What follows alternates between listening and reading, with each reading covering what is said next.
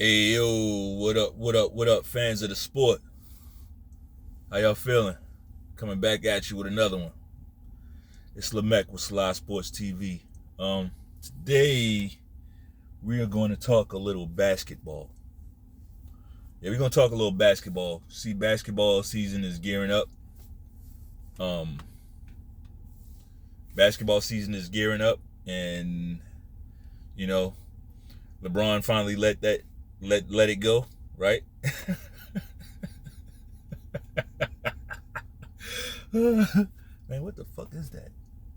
LeBron finally let it go and got that haircut, right?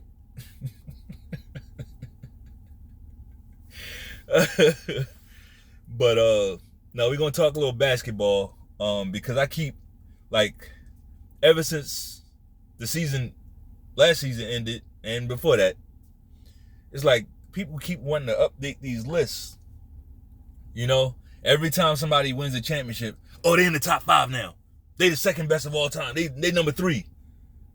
Um, no, that's not how it works, right? And hey, Steph is a great player, right? He's one of the few players that Steph is a great player. We're gonna talk about Steph a little later. Um, First, a little bit about me. I grew up a LA Laker fan, right? I grew up as a Los Angeles Laker fan. I'm from Baltimore. Of course, we know Baltimore doesn't have a team, doesn't have an NBA team. So, and my father was a Laker fan, right? So, like when your father's a Laker fan, he's watching the games and shit and going ape shit watching the games. That pretty much makes you, as a kid, that makes you a Laker fan, right? Um, so he really liked Kareem Abdul-Jabbar. He really had a lot of respect for Kareem Abdul-Jabbar as a player. And when Magic got drafted, he loved Magic Johnson, and then, Magic. I was pretty young when Magic was drafted, like super young. I didn't really start watching, like really keeping up with Magic until around 85, like when they played. I was a kid, I was still young, but I was old enough to start really kind of keeping up with the sport. And they played the Celtics in the finals, and that's when Magic came through with the baby hook and ran out the court, bopped off, right? That's when I was like, wow. That was amazing. Like I still remember that day as a kid, that was amazing. So, the thing about Magic Johnson is like his style of play, right? His style of play hadn't been seen before or since, His style of play, that was the most captivating style of play ever in basketball. You can argue on who you think is a greater player and everything, but there will never be another Magic Johnson, right? This guy was 6'9", right? 6'9", 230. He was fast with the ball in his hand. Like he could get down the court extremely fast. Not fast for a big guy. Fast, period. Right? You was going to have trouble catching him once he got on that break.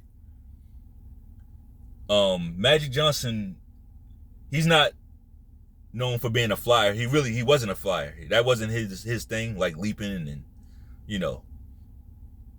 all that shit. But he was a bull in the lane. And once he dipped his shoulder into you, like, it was nothing you could do with him. Strong finisher at the rim. Whether he dunked the ball or not, he rarely dunked. It's usually a layup, but if go look at some film. This guy finished at the rim. The only time he had trouble finishing at the rim was his rookie season, right? But I think he had a pretty good rookie season, I believe. Right? But yeah, that guy, Magic was a beast, bro. By the time it was all said and done, Magic was shooting around 38% from 3-point range. People keep saying he couldn't shoot, right? The guy was around 38% from 3-point range. Now, he wasn't shooting jumpers from out there. It would be like he would push it up there. It'd be like a set shot. 38%. 38%. Anywhere from 85 to 90% from the free throw line. Like, I don't think people understand what that means. You know, when he can do all those things well and you can't foul him, that's a game changer. You know, in contrast, look at Ben Simmons and LeBron, right? Like, that means that's why they don't like having the ball late in games. Like, it's so much that comes with that, with the psyche. You know, like, people that play basketball know. Like, a guy that's confident at the line wants the ball at the end of the game because they're not afraid of getting fouled, right? But if you're iffy in your own mind from the free throw line, you're going to get that ball out of your hands the first chance you get. Like, we still killing Ben Simmons over that. Well, y'all are, right? Passing that ball under the basket. But it's a reason why he did that. He did not want to be fouled. I thought that was ridiculous. It was extreme, but hey, it was just a bad play to me. Just a bad play. I've seen bad plays before. But here's the thing about Magic Johnson. And this is where LeBron, guys like Ben Simmons and some other guys, right? This is where they fall way short. Magic Johnson's real, I don't want to say his real superpower, but the main thing about Magic was his teammates loved him. Right? His teammates loved him. Like, he could get those guys to do whatever. They would run through a wall for him because they knew he wanted to win. They knew he would do whatever it took to win. They knew that he would make them look good. Right? They knew that Magic would make them look as good as they were. He would make them look even better. And he wanted to make them look better. Right? He wasn't out there chasing stats. He wasn't. If he finished the game, if he had a game and he finished with 8 points, 13 assists, 12 boards, and they win the game, what? He's like, we good. Right? He can finish with 8, 13, and 12. No problem. I'm good. We win. We straight. Teammates like that. Because they know he's not making it about him. Now, in contrast, let's look at a guy like LeBron James. Right? LeBron James is the polar opposite of a Magic Johnson. I believe I said that on here before, but you know, we don't really talk a lot of basketball. But LeBron is not Magic Johnson. Y'all need to stop that. Seriously. And if he is, he's a poor man's Magic Johnson. If you're gonna say LeBron is Magic, he's definitely a poor man's version of Magic. Okay? Because why do I say that? Because LeBron doesn't run the ball. He doesn't run the ball up the court. Now, Magic he ran the ball every time he got it, he was running up the court with it. But here's the kicker. Low turnovers. Playing that type of way. Low turnovers. Running plays, actual plays in the half court. Right? Everything he does, plus low turnovers. It wasn't like he was just out there throwing the ball away. Right? It's a big fucking difference, people. A big difference. Like, LeBron is walking the ball up, making sure his hands are dry, blowing in his hands as he crosses half court, and then throw the ball away. And then blame his teammate, show his teammate up. Right? LeBron's not out there having fun. He's not. Beta males don't have fun.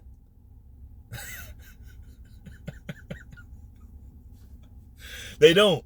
Like, it's all about the pressure, and I got to get the stats and all this fear. Look at his face. He's not having fun on the basketball court. Magic, on the other hand, supreme confidence, right? I'm not worried about no stats. I'm going to go out because I'm good. I know if we go out there and play ball, I'm gonna have decent numbers because I'm the shit. This is what Magic is saying. Right? I don't have to focus on other players and trying to get this player to come over here to my team, and I don't have to do none of that. We are good. Whoever want to be here, let's go. Right? Let's go. LeBron slow walks the ball up the court every play. Like, even if the break is there, he's not running the court. And for a while that worked. I will give him credit. For a while that did work. He was able to control the game. But when you really, really look at it, he was really just controlling the stats. That's really what he was doing. Like, LeBron wants to control the stats. Not only his own stats, he wants to say which teammate has a good game today. No, you're not going to have a good game today. He's going to have a good game today. He's a control freak, but not in a good way. Right? Because Jordan was a control freak, but he was an effective control freak. He allowed guys to do their fucking jobs. He demanded guys do their jobs. Right? LeBron manipulated the game. Right? He manipulated the game. Like, if he want whatever stats he wanted for the game, he could get it. That's not the way basketball should be played, though. Like, if you're playing to win, that's not how it works. And that's why he was able to manipulate, and they would, win some championships. I don't really do the bubble thing. I don't really count that. But, the Ray Allen hit the shot. He won that one. Kyrie hit the shot. He won that one. And then the one that I give him credit for his years in Miami, because especially that first one in Miami. I think that was the best version of LeBron that we've seen. I thought he went to Miami and played ball the first couple years. Now, I know he melted down in that finals against Dallas. He did. That was one of the worst meltdowns from a superstar that I've ever seen. But that season, he actually played really good. He was actually playing defense. He was actually playing in the post sometimes and like doing different stuff, showing that he could play basketball. He hasn't done it since. Right? LeBron gets the ball at the top at half court or around at the top of the 3-point line and clears everybody out of the lane. And then he wants to bowl you over at the rim. He's going to move you out of the way. He's going to clear you out, right? To try to get past you because he doesn't have a first step. So he's got to clear you out with his arm. And he's either going to finish at the rim or kick it out. That's the LeBron James offense. Okay? So to compare that, like, it's fine if you're just looking at the stats. If that's what you judge things by, fine, cool. This ain't really for you. This ain't the video for you. For people to actually play the game and like play the game inside the game, and then the game inside of that, and know that there's levels to it, like, it's no comparison. Like, one guy can't even read plays. He doesn't run plays. He doesn't really run an offense. It's pretty much the same thing every play. And it's either going to work or not work. LeBron. The other guy ran all the plays in the playbook with a very high efficiency rate. Right?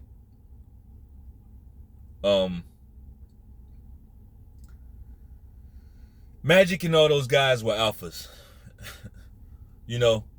Magic with all those guys were alphas. They were unbothered. They wasn't worried about narratives. They weren't worried about what maybe a little. Maybe they were worried about, nobody wants people writing bad stuff about them, but, granted, there was no social media back then. So, it was just your local paper and Sports Illustrated. That was pretty much it, and then later, a little while later, ESPN came along, but there was no social media. We didn't see everything. But shit, we don't have to see everything now. All you got to do is get off social media, and you could live just like they did back then. Like, nobody's saying you have to have social media just because you're in the NBA. And even if you have one, even if they tell you, if it's like some rule that we don't know about, where they're saying you have to have social media, you can have it, but you don't have to fucking post. You don't have to be on there showing us what you ate. Right? You don't have to do it. You don't have to be on there like showing us your wild parties and you smoking blunts, Paul Pierce. Like, we don't have to see none of that. Shout out to Paul Pierce, by the way. I thought that was hilarious. I'm just saying we don't have to. That's all I'm saying. Like, you don't have to do that. So back to my point. Yeah, back then, those guys were alphas. But more than that, all those guys were fucking dogs. Right? That's the main thing about back then. Like, you damn near had to be a dog just to be in the NBA. On any team. On any fucking team, you had to be a dog. Because anybody that wasn't a dog, like back then, I'm just showing you the difference in, like, players back then and players now. And it's a reason for it. And we're going to touch on it. I'm not about to give the whole lesson, but we are going to touch on it. But just think about it back then. Kareem Abdul, stop me when I name a player that didn't have the dog gene. Kareem Abdul-Jabbar, James Worthy, AC Green, Michael Cooper, Kurt Rambis, Byron Scott, Michael Thompson. That's a team full of dogs, bruh. And then you got Magic, right? That's a team full of dogs right there. Let's look at the Celtics. Bird, McHale, Parrish, Danny Ainge, Dennis Johnson, Cedric Maxwell. Dogs, bruh. Like, them dudes is dogs. You had to be. Do I have to name the Pistons? Like, the most dog team ever. Like, they were so dog, the NBA couldn't take it no more. And honestly, they did go a little too far. But when you got Rick Mahorn, Wayne Beer, and Rodman on your front line, that's what's going to happen. You're going to go too fucking far with shit. The Pistons took it a little too far. If they had been locked in against some other player, they probably could have got away with it a lot longer. But they was locked in against what the league wanted to be the face of the league, Michael Jordan. Right? The league wasn't going to allow them to keep beating up Michael Jordan like that. Right? They basically changed the game in one season. They allowed all that shit to happen, and then the next playoff, they say we ain't gonna allow none of that shit to happen. So the Pistons, in their mind, they like, what? What are you doing? Like, we've been playing like this. Now all of a sudden it's illegal. Well, yeah, that's what happened. They got phased out. Why? Because they had too many dogs. Too many dogs. And then Isaiah Thomas is probably the meanest, the littlest, meanest little chihuahua dog ever. Like, he took it too fucking far. He took it too far. Too emotional on the court. Right? Great player, though. Great player. Can't take nothing away from him. But I think some of that stuff hurt him. I think he would admit that. I think he would admit that he went too far sometimes. But it's all in the name of winning. The guy wanted to win. That's how bad he wanted to fucking win and beat his contemporaries. Right? None of this, oh, that's my friend shit, like LeBron and all, like, none of that. None of that. We're going to be friends after the season, in the off season. Right? We're not going to be friends while we're competing against each other. I'm going to try to rip your throat out. That's how guys played back then. That's how Magic played. That's how Bird played. That's how Jordan played. All those guys played that way. Now, things did kind of change with Chicago. They were like one of the first teams that won a championship with like maybe like one or two dogs on the whole team. I mean, I could think of Jordan, definitely, maybe one of the biggest dogs ever, right? They did have Jordan and Cartwright. Jordan, Cartwright, Horace Grant, maybe you could say Horace Grant was a dog, maybe. But I don't think he was back then. You know? I don't think he was. The Bulls were one of the first teams that were allowed to win, like basically playing a finesse game. You know? They wasn't gonna out strengthen you. They was gonna out quick you and get in passing lanes and, you know, play good defense that way. They use their quickness. The game has just changed. A lot more physicality back then. You had to be strong. If you wasn't strong back then, you wouldn't survive. You couldn't be in the league back then and not be strong. You know?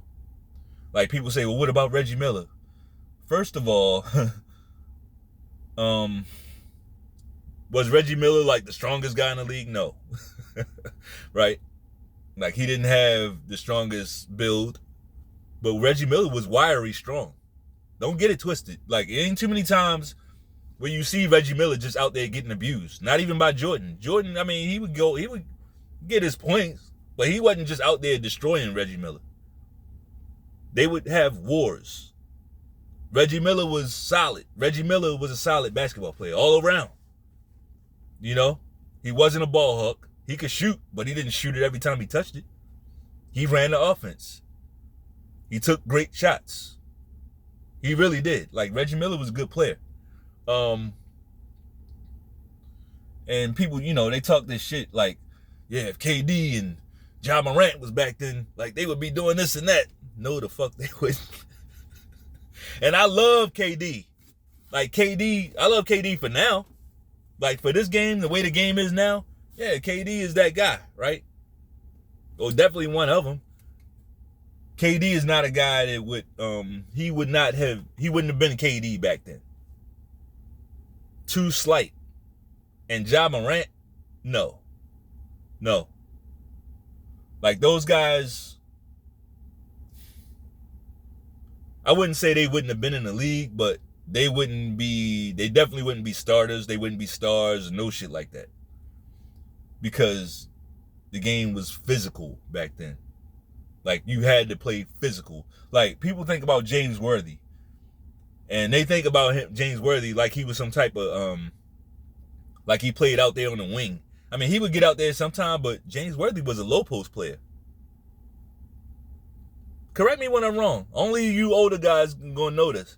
James Worthy got the ball in the low post, and he'd make that spin move to the baseline, right? And he was gone. He left you. Quick first step, but he'd be down there in the low post. Magic could take you in the low post. Like these guys, James Worthy wasn't out there on the wing jacking up threes. He put pressure on you like you had to defend him. He wasn't going to bail you out with a jumper. It's just it's an attack mindset. Attacking. Like, and that's why people, they look at, like now, that's why people have this they get it misconstrued because they say, well, because they looking at all the 3-pointers that people shoot now. Like, the 3-pointer, it could be a good shot, but if it's not a good shot, you're really just bailing out the defense. You're really just letting the defense rest. That's basically what you're doing. You're not wearing that team down. You're not wearing them out. you are bailing them out by shooting a three. Now they can get the rebound, right? And go. A long rebound, most likely. It's just not a smart way of playing. The way the game is played now, I get it. It fits LeBron's play style. That's the only reason why we see this shit. And Steph Curry, it benefits him tremendously to play like this. So I get why he's doing it. But like, all these other teams need to go back to basketball. Real basketball. But I get it. You know, we got these Euros in the game and all that shit. Oh, Luka Doncic, man. He wouldn't have made it back then. Luka Doncic wouldn't be in the league back then. And, you know, sometimes I just really got to think, like, which player do I dislike more, LeBron James or Luka Doncic? And I really don't know. Like, I think I might dislike Luka Doncic more than LeBron James. Is that? I don't know. We'll see this season, man. I really don't like Luka Doncic. I don't like his style of play, and I don't like him. He's a cunt. Right? So, yeah, I got to draw the line at Steph Curry, though. I think Steph Curry would have been fine back then. Just because his shooting skill, like, that's something that just is undeniable, right? His shooting ability is undeniable, and he's not like, he's strong enough. You know, he's strong enough. Like, physically strong. I mean, he's about as strong as John Stockton, right? As Isaiah. Physically strong. Not, you know, I ain't talking about nothing else. I ain't talking about his leadership ability, none of that shit. I'm just talking about his physical strength. You know, he could match up back then. But he has that shooting ability. That crazy shooting ability. Like, you can't fake that. That's real. You know? So, no. Even LeBron, right? LeBron. Big, strong guy, right? I can't say LeBron is weak. He's not weak. He has some definite deficiencies in his game, but he's physically strong. And I can't take that away from him. His thing is he wouldn't have been able to think the game through back then. He can't think it through now. He runs one play damn near every time. Give me the ball at the top of the key and get out the fucking way. I'm a steamroll this guy and dunk on him. That's the old LeBron, right? That's the LeBron we're used to. I'm a steamroll this guy, get past him and dunk at the rim. Or I'm a steamroll this guy, and if they collapse, I'm going to kick it out for an open shooter. That's the LeBron James offense, drive and kick. That's really all it is. And nothing else. Well, the problem is back then, it'll be like, he would have had to get past guys like AC Green. He would have had to bull over guys like AC Green, Dennis Rodman. Those would be the guys he's bulling over, right? Not Jimmy Butler. You know, dude's way smaller than him. Like, no. He'd have had to bull over a bull. You know? And even if he gets past the guy, it's going to be two bigs under the basket waiting for him. Right? Because that's how the game was played back then. It wasn't all about that stretch four bullshit. Stretch four. That just means the guy that ain't supposed, most likely shouldn't be shooting threes, shooting a bunch of threes. That's what a stretch four is. In today's game. That's all it is.